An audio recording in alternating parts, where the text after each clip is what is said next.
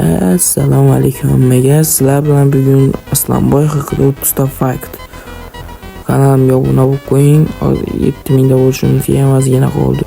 YouTube va Instagramniki Aslanboy.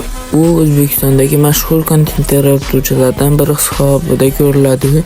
Uning Instagram platformasida 643 mingdan ortiq obunachilari bor. Uning Instagramda 100k bo'lganida 23% obunachisi reaksiya bildirgan.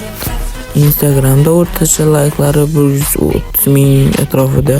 Instagramdagi postlarning tagida taxminan 3,5 mingta kommentariy mavjud.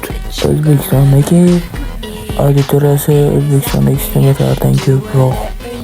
Instagramda minglab obunachilari bor. Instagramda Reels videolarni ko'p ko'radi. YouTube'da Shorts orqali ham ko'plab obunachilarga tanilgan. PUBG'dan Shorts videolar ham chiqargan. Ba'zi videolar trendga chiqqan bo'lishi ham mumkin. Instagramda aktivi ham yuqori. Like va kommentlari ko'p. YouTube'da obunachilari ham o'sib borayotgan. Telegram kanali ham bor. YouTube, Telegram, Instagramlarda UC servislarini reklama qilgan.